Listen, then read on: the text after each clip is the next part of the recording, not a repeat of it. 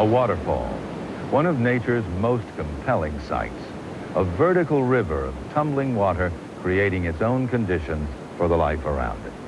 Hi, I'm George Page for Nature, and this is Munson Creek Falls in northern Oregon. Falling 319 feet, it's the highest waterfall in the Coast Range of our Pacific Northwest.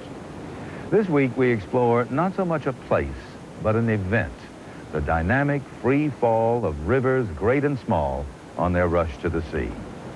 While waterfalls create some of the world's most beautiful and dramatic scenery, they also create unusual opportunities and problems for the plants and animals that live under their influence. From the sound and fury of the great Niagara and Victoria Falls to the magical music of a mountain stream like this one, we travel the globe to look at the natural history of the waterfall.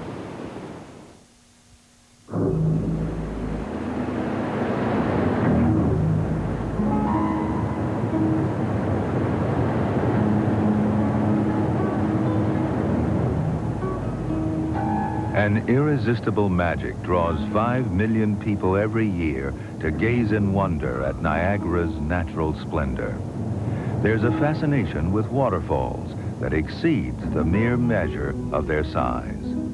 Iguazu in South America is 2.5 miles wide, with 275 curtains of water falling more than 300 feet. In Africa, the explorer Livingstone named Victoria Falls after his queen, his measure of its supreme majesty. But Africans called it the smoke that thunders.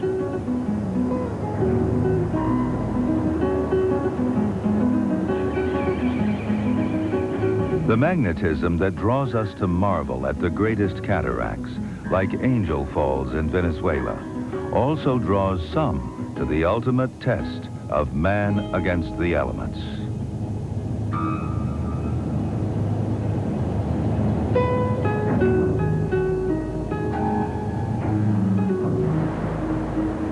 Water shapes the land and sustains plants and animals.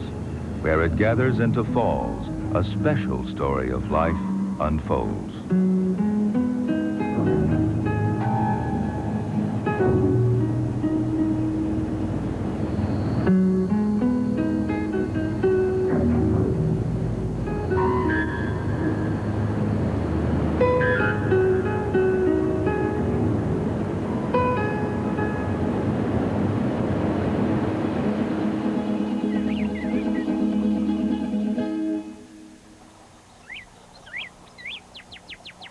For 12,000 years since the melting of the last ice age, water from Lake Erie has made its way relentlessly towards Niagara.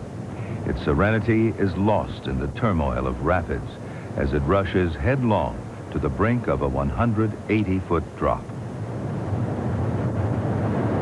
Gravity accelerates the speed of the falling water until at 80 miles an hour it plunges into the basin, scouring deep into the rock below.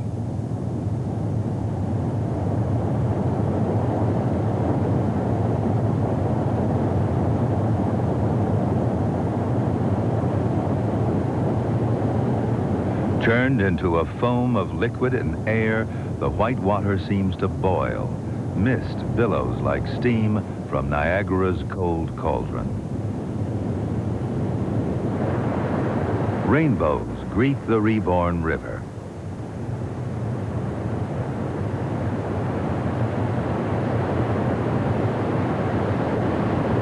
Before there was life on Earth, water and ice carved many landscapes. The world ran with the sound of waterfalls.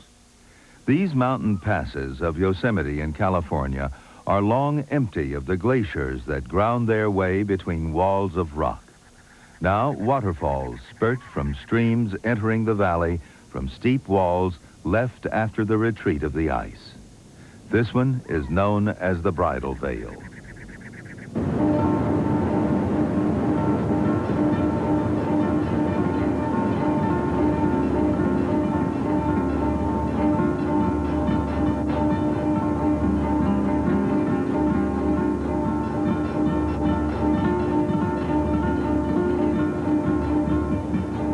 For thousands of years, the fall has cast a gossamer curtain of spray shaped by the wind, but it continues to erode backward to its source, and one day it will cease. Waterfalls are by nature ephemeral, though compared with our fleeting lives, they seem immortal.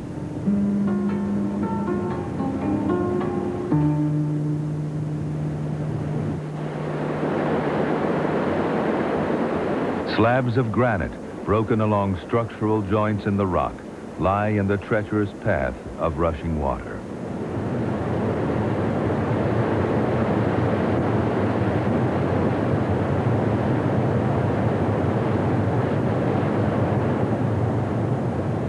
Vernal Fall, tumbling 317 feet into Yosemite Valley.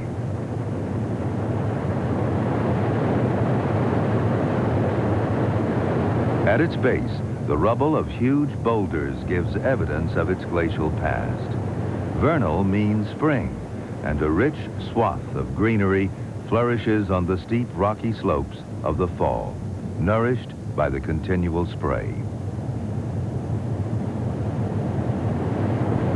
The Yosemite Indians called it Yanopa, Little Cloud.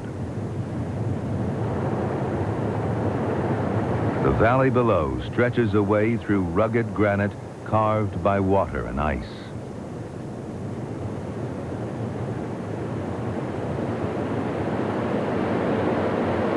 Yosemite Falls, another legacy of the Ice Age. Some say the most spectacular cataract in North America. It plunges 1,400 feet to strike a massive ledge and then leaps down another 1,000 feet to feed the Merced River.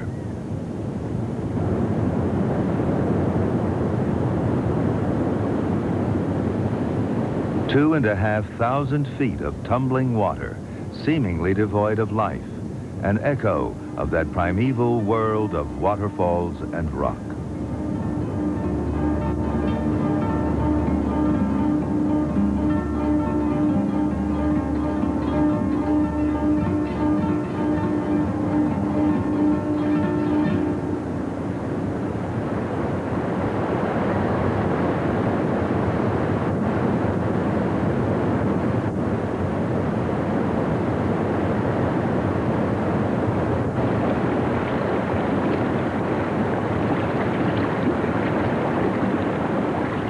The torrent, scarcely inches deep, skims the flat creek bed to drown its excitement in the quiet waters of the Emerald Pool.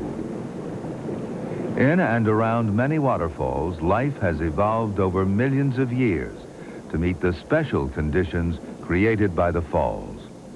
Though soils are often thin and rocky, there's the obvious abundance of moisture, carrying nutrients which sustain the great diversity of life.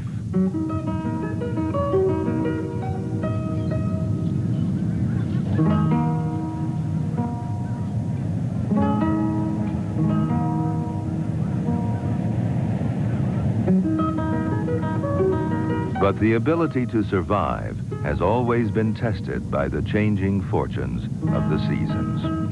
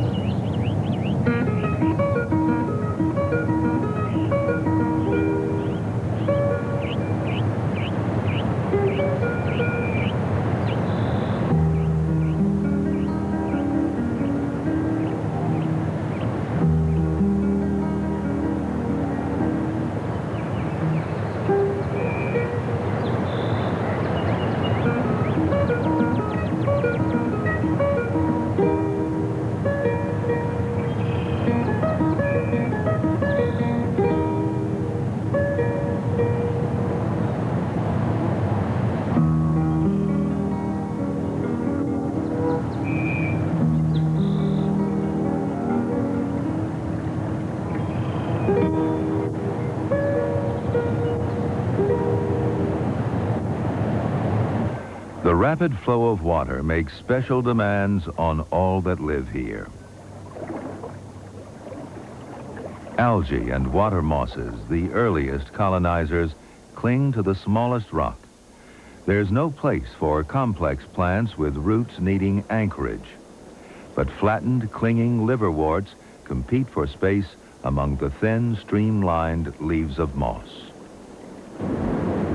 Hanging lichen beards the trees, catching spray that puts the shine of moisture on the many plants clinging to the branches.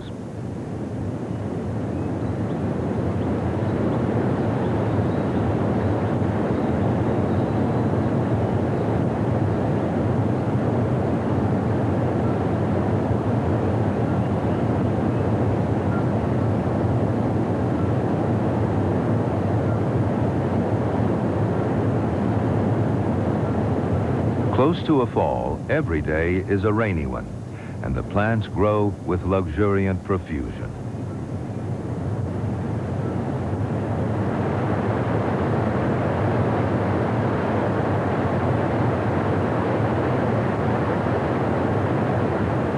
Some plants are so reliant on this persistent mist, they are found only near waterfalls. This is the scarlet waterfall flower, found only in South America. Sometimes called mother's tears or widow's tears, these flowers are misted by the spray from a Mexican waterfall. African flowers brighten and perfume Thompson's Falls in Kenya. In the dry heart of Arizona, lush greenery clusters around this almost biblical spout from the desert rock.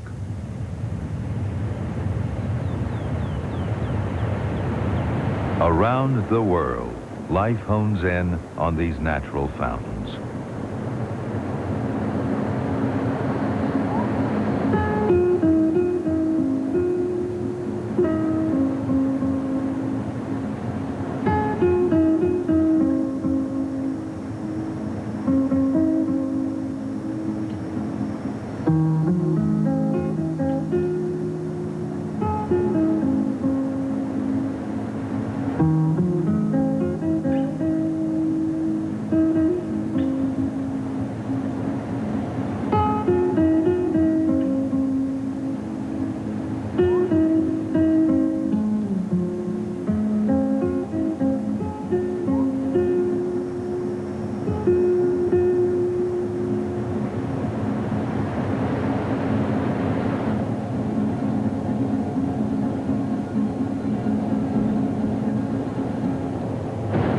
In vigorous water, the challenge to animal life is simply fighting the flow.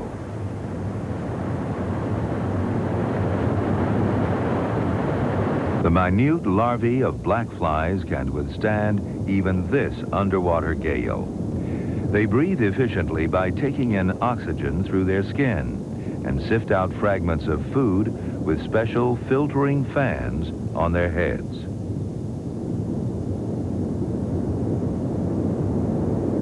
A ring of hooks attaches each one to a mat of solidified saliva. Occasionally they come unstuck, but have already spun a safety net. From it they can grapple back onto the mat, where they'll develop into the biting flies notorious in the Arctic and in the tropics.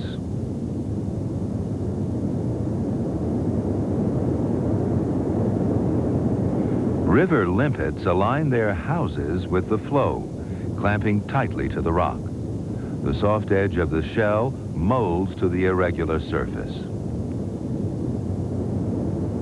A similar lifestyle has evolved for this larval form of a beetle. Under these water pennies, as they're called, strong claws cling to the rock. Insects abound along these streams, but usually it's their immature stages that must counter the force of water. The mayfly nymph needs a firm grip to hold its gills in the well-aerated current. Flatworms were fashioned long ago for a low-profile life. Slinking in and out of crevices, they hide from the current while pursuing tiny crustaceans and water fleas.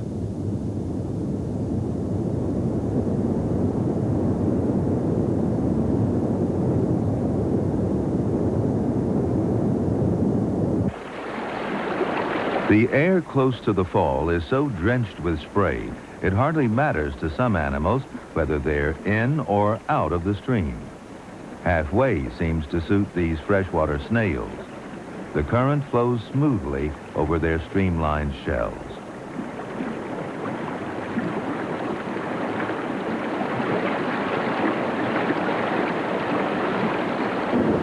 There's little danger of drying up, even for a naked slug basking in African sunlight.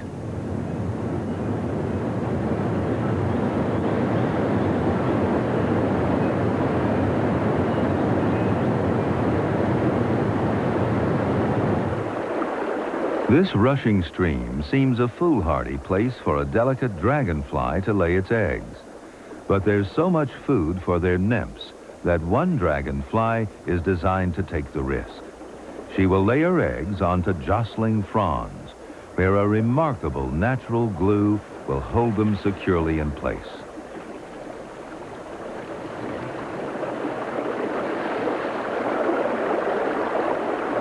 Beating spray from her wings, the African torrent dragonfly has conquered this world of waterfalls.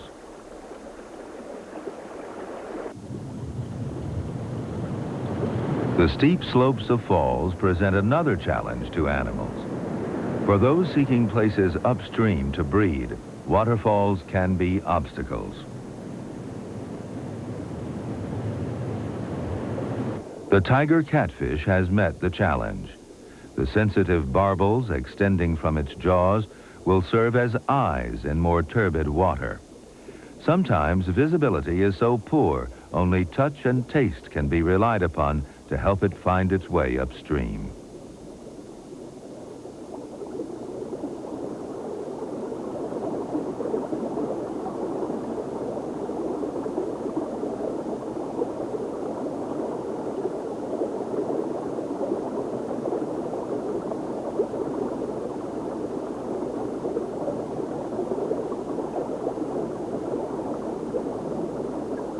The red-tailed catfish is just one of many kinds that live in the Amazon River.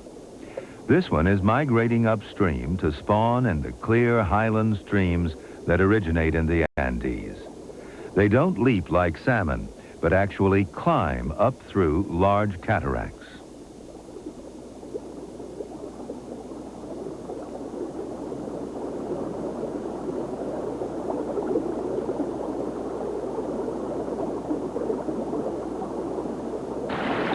Frogs are usually found in the quiet waters of a pond, but the hairy frog is an exception. Its lungs are unusually small, making it less buoyant and less likely to be swept away. To compensate, thick hairs on its skin, called papillae, increase the oxygen-absorbing surface area. In addition, the bones and several digits protrude through the skin, acting as claws. The extra grip anchors it more firmly.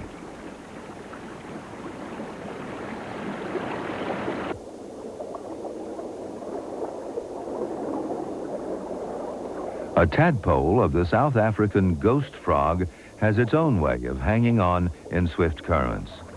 The lips of its huge mouth exert powerful suction on the rock, and with a little sleight of tail, it can also climb to graze on algae growing on the stones.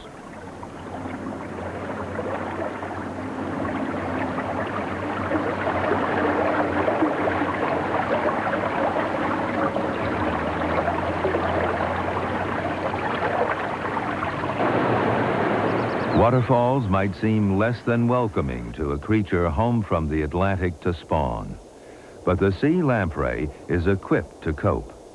It's an ancient form of jawless fish with uncovered gill openings and an eel-like body.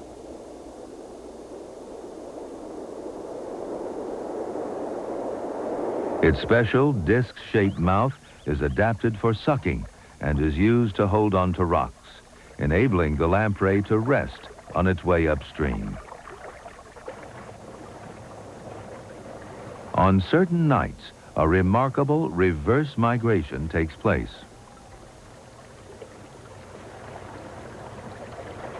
Young European eels spawned at sea are heading upriver to spend their adult lives in fresh water. Each tiny elva has first overcome an ocean and now must climb instinctively to the quiet pools and rivers where it will live and grow. Eventually, it will return downriver on its way to breed and die in the far Sargasso Sea.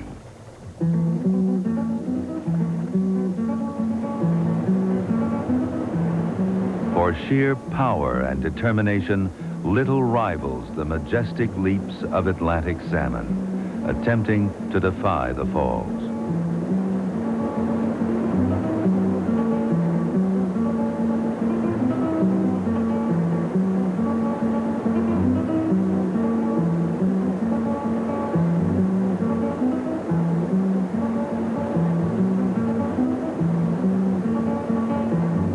In they come, from Greenland's icy waters to Ireland's river weirs.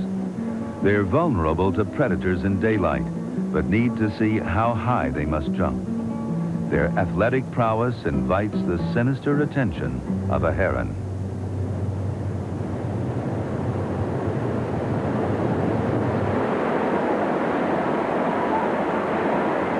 Pacific salmon face even greater foes. Glaucous-winged gulls wait for scraps from encounters between fish and North American grizzlies.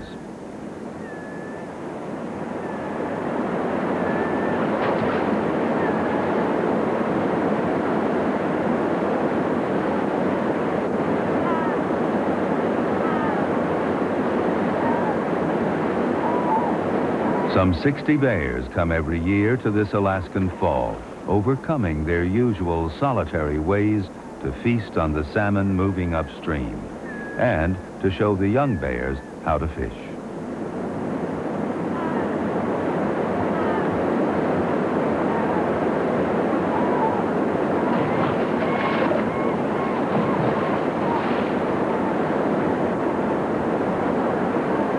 It's not as simple as it appears, but there's always another fish bigger than the one that got away.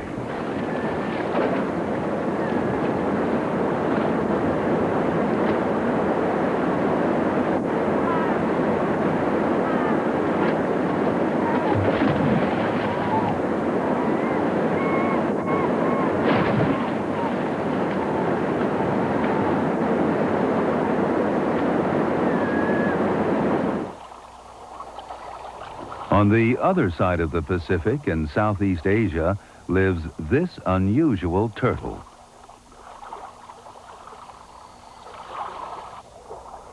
The big-headed turtle has a long tail and a body streamlined for life in fast-flowing water. As it searches for water snails, it pauses to breathe, projecting only its nostrils above the surface.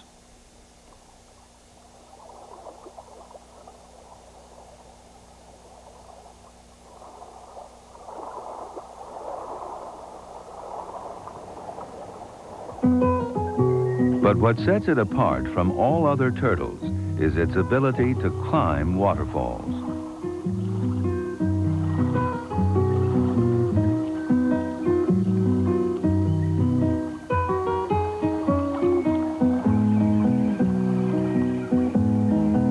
It's even been seen using its long, stiff tail as a prop for support at awkward moments.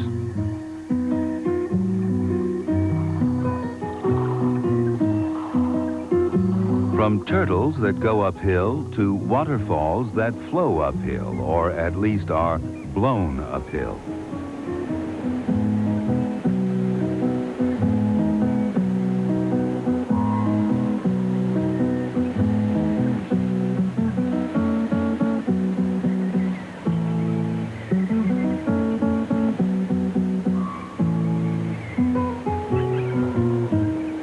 But a stiff uphill breeze is just what a sturdy little puffin needs to get launched.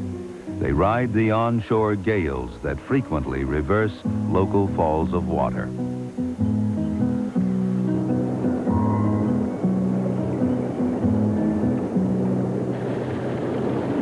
For many birds, a waterfall is a natural opportunity for a shower.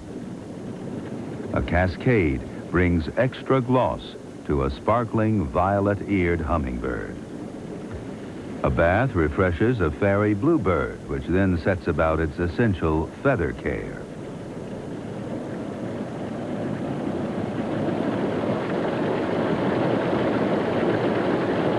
A golden heart dove raises each wing in turn to clean its soft, downy feathers.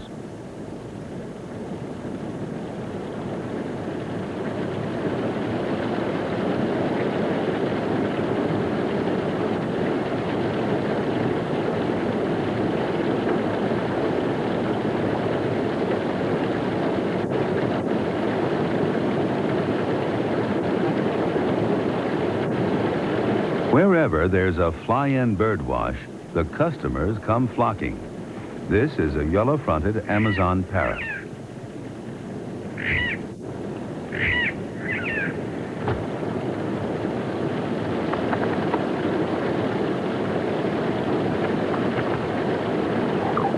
This white-faced turaco indulges in the full treatment of oiling, preening, and ruffling.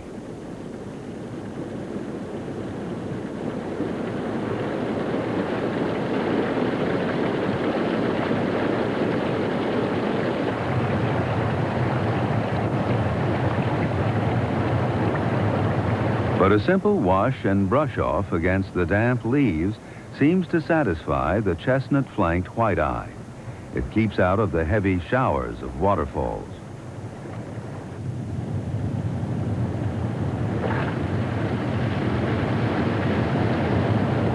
Close to this cataract, every day is nice weather for the ringed teal. They seem to enjoy the taste of the droplets falling around them.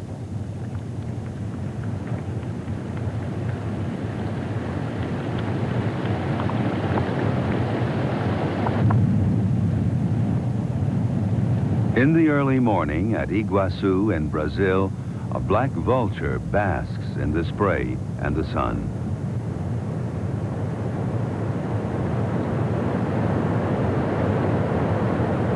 Usually, such a large bird would have to wait for noonday thermals to help it get airborne.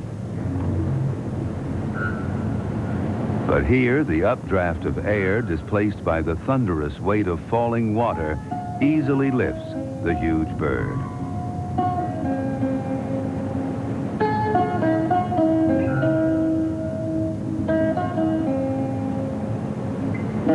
No need to wait for the sun to warm the air.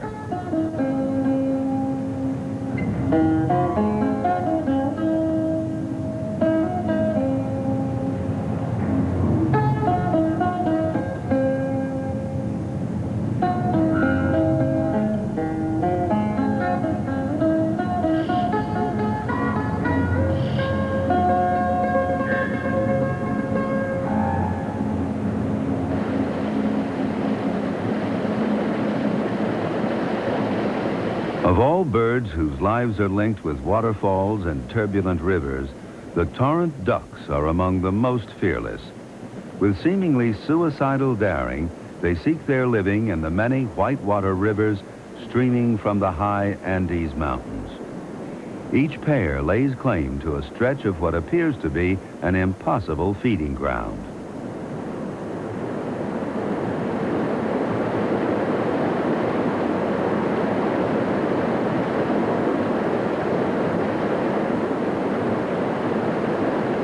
They are superb swimmers.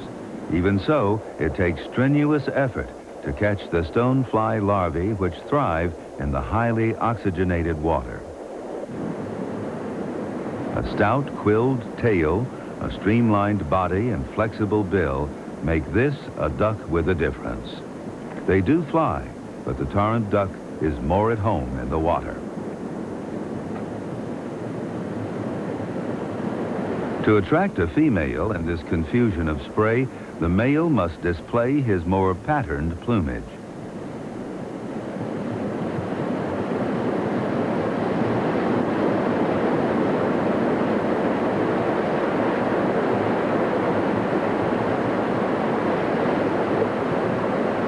His posturing has caught her attention. Mating will take place afloat on the torrent, but only when she leads the way.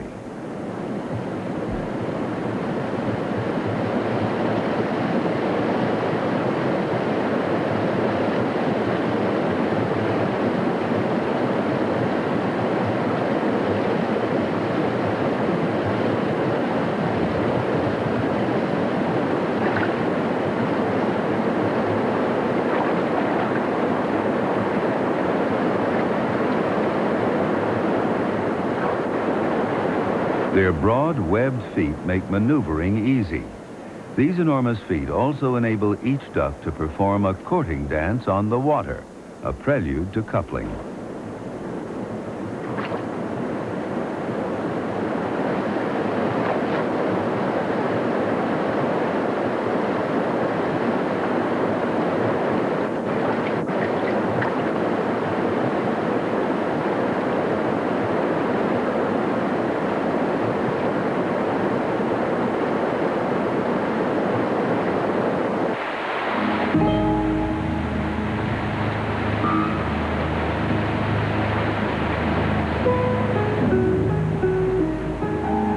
Hardy goldeneyes are also attracted to rough water. At Niagara, they find plenty of aquatic insects, crustaceans, and fish. They usually frequent the coast, but here in the Great Lakes, they spend the winter as far north as they can find open water.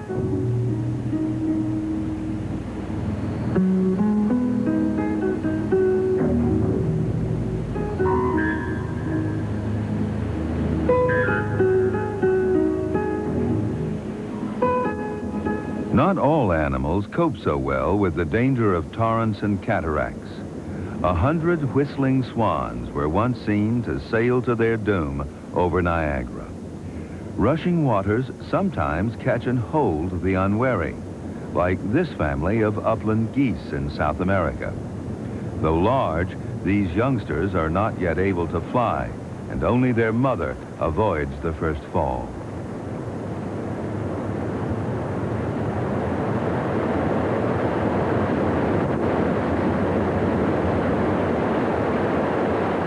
More than a little ruffled by this adventure, they begin to gather themselves together.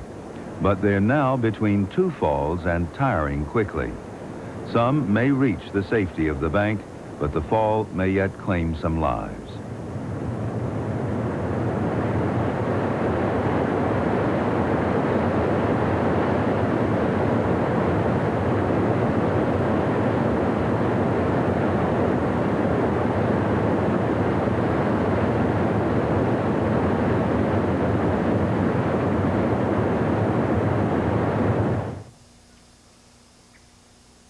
Wherever water flows in limestone country, it dissolves calcium carbonate, carving passages and caves through the rock.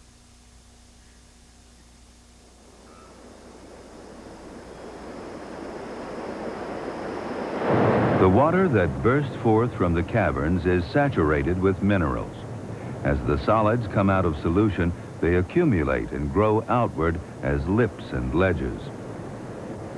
In Mexico, limestone can shape a waterfall into many cascades and offer living space behind the curtain, as well as below in the plunge pools.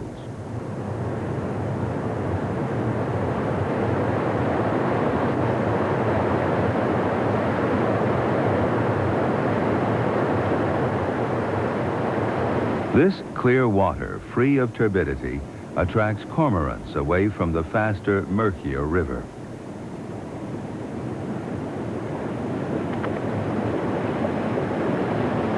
Over the years, the banks have become coated with limestone deposited from the water, forming a rough and craggy surface.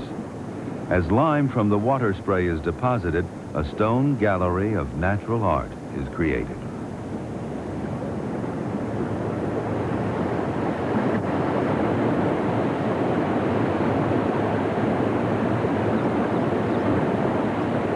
Every evening, Mexican white-collared swifts come to these falls to roost.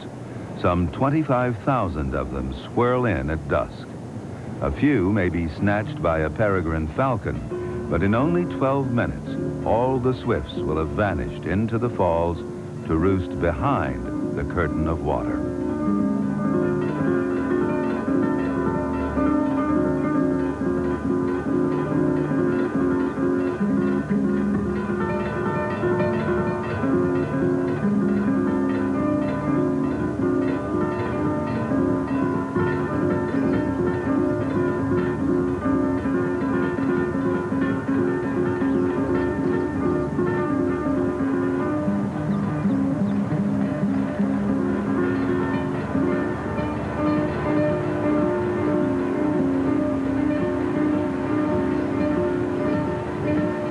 It's a remarkable association of landscape and life.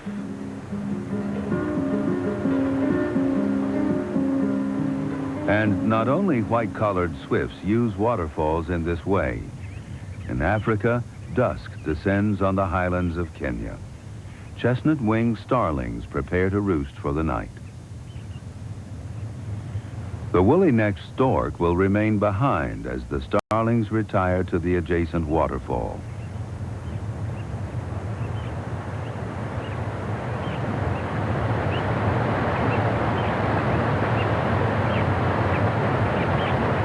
The starlings nest only behind waterfalls, cool and protected sites to raise a brood in the hot, dry season.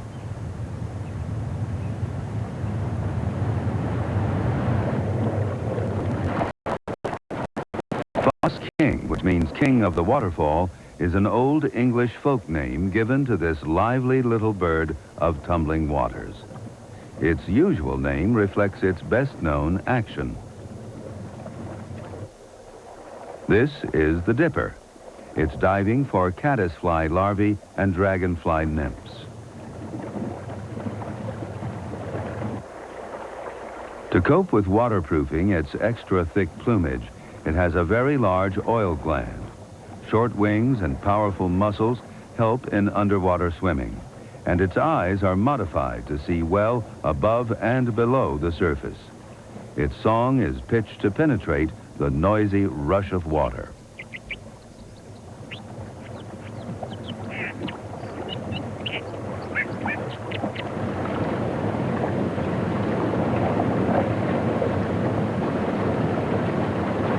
The distinctive white breast patch is brandished by individuals strutting in dispute over ownership of territory or as part of a courtship ritual. The plumage of the sexes is identical.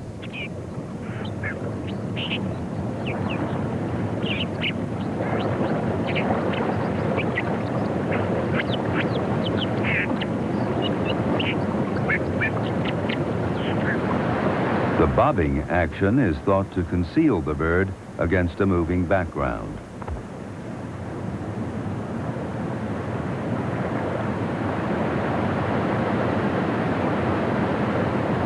This pair has nested beside a waterfall.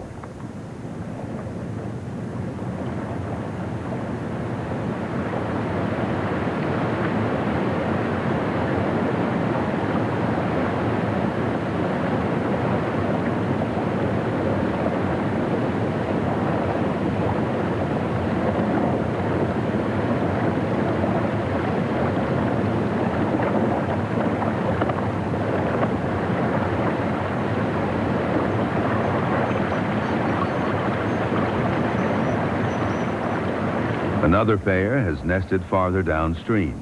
Each couple occupies about a mile of river.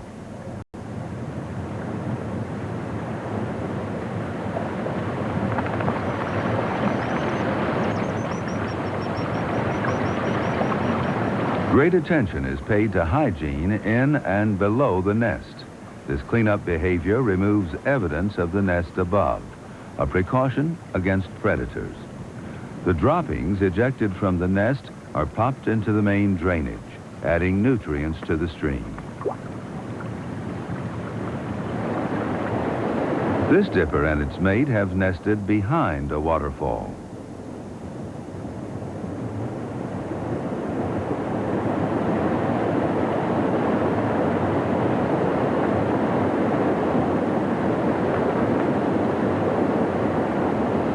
These birds have been attracted to waterfalls and fast-flowing streams for the insects, snails, and worms that are themselves nourished by the constant flow of water.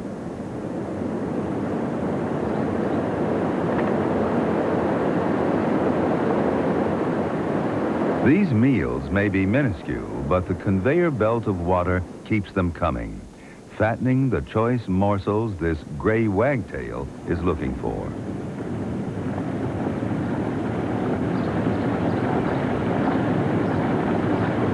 Wagtails are not able to walk on the bottom of the stream as the dipper does, but they jealously guard the patch of riverbank over which they forage.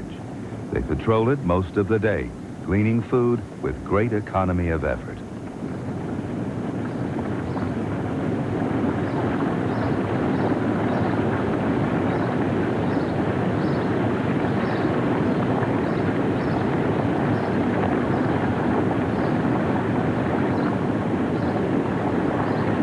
The youngsters wait while their parents continue to forage.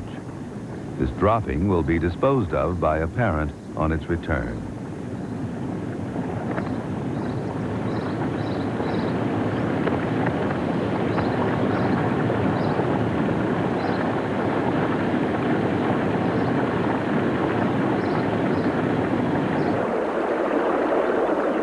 The speedy rivers of Central America attract birds of similar habits. The food available is much the same, and the spotted sandpiper teeters on the rocks while using its longer bill to probe for a meal.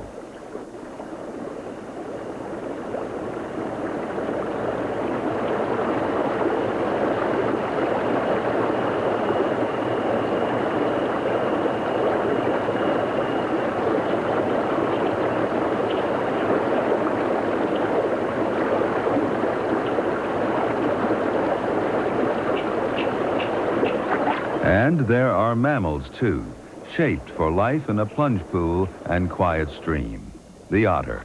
Its sleek form is graceful in and out of the water. It's the ultimate river dweller.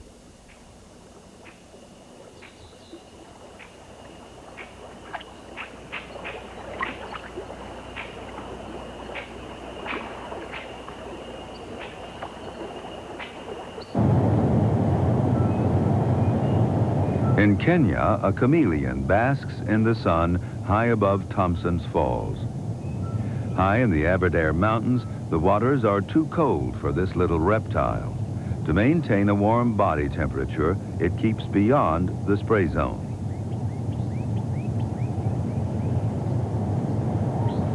Chameleons are extremely territorial, and this one has intruded on another's ground. The owner arrives to defend his claim.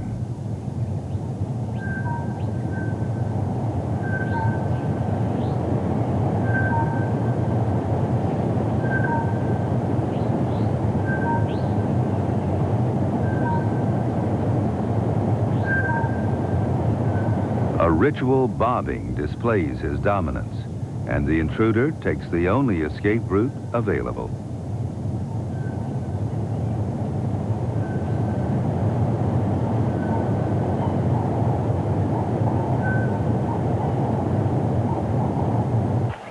And high in the stony gorges of Africa, rock hyraxes have found a perfect home in the rocky ledges of a former waterfall.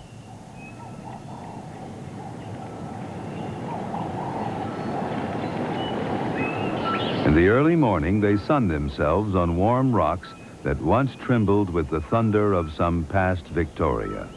Over thousands of years, the water cut back the rock, leaving a wide gorge in the path of its slow retreat, a habitat ideal for the hyrax.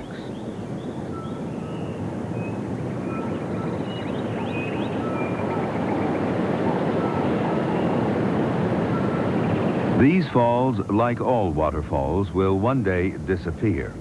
Water gnaws at the rock. The cataract is imperceptibly moving upstream. Even Livingston's Victoria will one day have retreated to its source.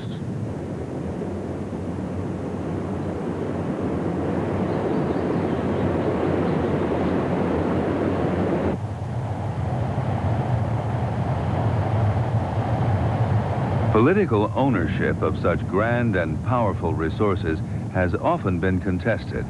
Many great waterfalls are on the river borders between countries and are held under joint ownership. Argentina and Brazil each have a part of the Great Iguazu.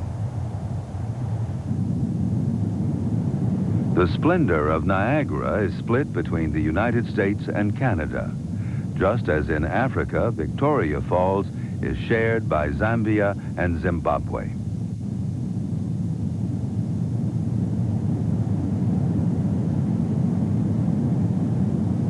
Ontario Power Station converts the force of Niagara's tumult into electricity for much of the eastern North American continent. No less essential are modest power stations in Africa, sparking electricity from water to serve local towns. In Italy, they tap power from this scenic wonder, only when no one's looking. Mamore Falls, a favorite spot for weekenders from Rome. But like the tourists, it's only here on weekends, at least in its full glory. From Monday to Friday, the water is diverted to generators to drive the wheels of industry. It's trickle or torrent at the flick of a switch.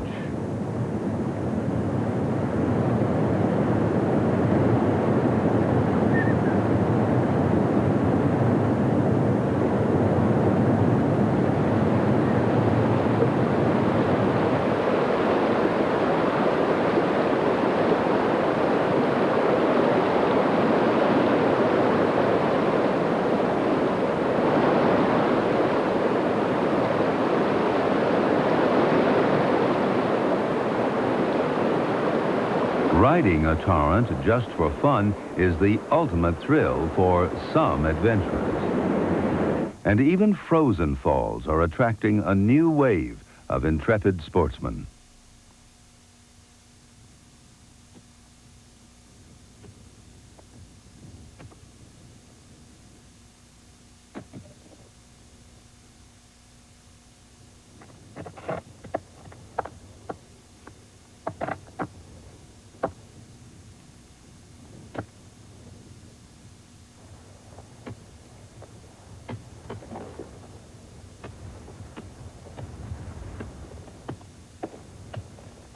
At another time of year, similar devotees of discomfort rappel for the sheer hell of it.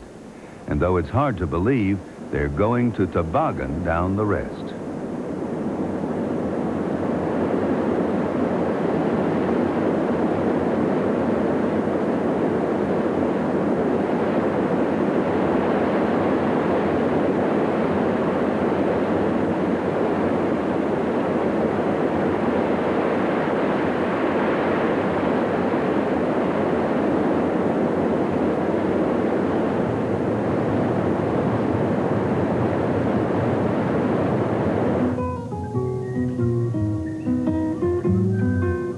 This is one way to see the highest waterfall in the world. Angel Falls, dropping 3,200 feet from Devil's Mountain, deep in the jungles of southern Venezuela.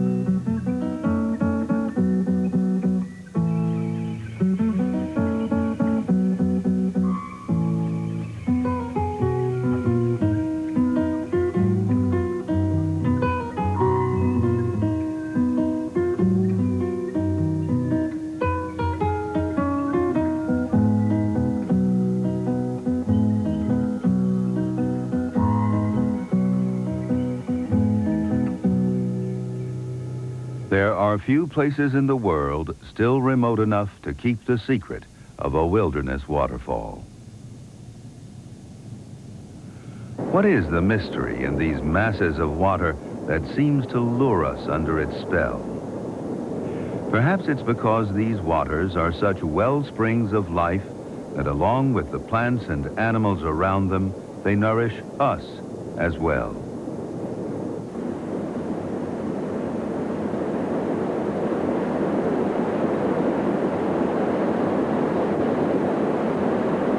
People everywhere come to pay homage at these natural shrines. Photography can capture an instant in its life and ours, and we treasure the moments that we share such grandeur.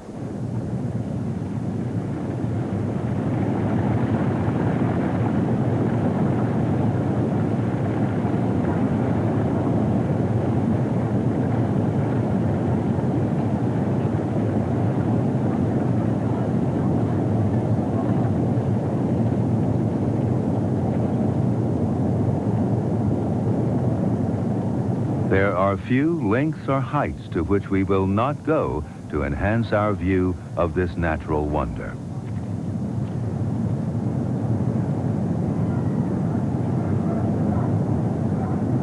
Sometimes, as here at Niagara, nature has suffered the improvements of roads and lawns. The pressure of 5 million tourists a year is too much for it to be otherwise.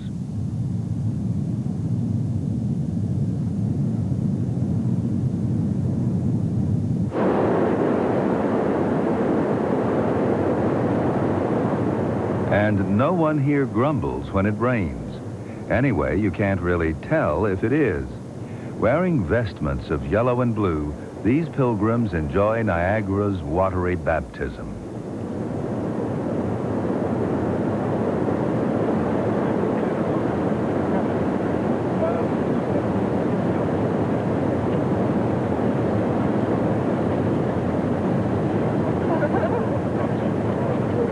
They've come to experience firsthand the thunderous roar and the drenching spray for the adventure of contact with such overwhelming power.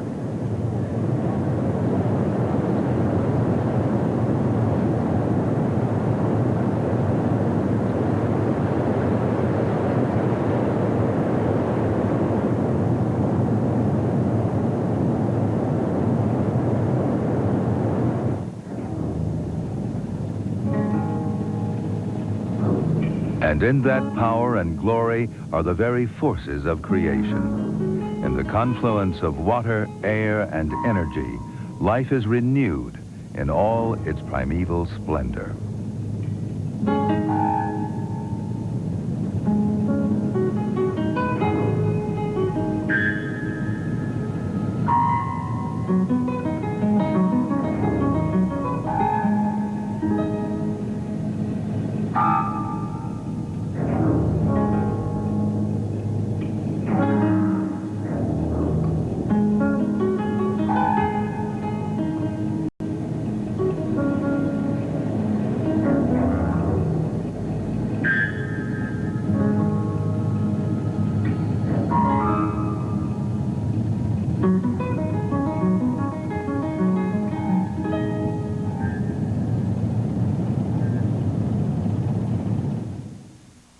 Nature is made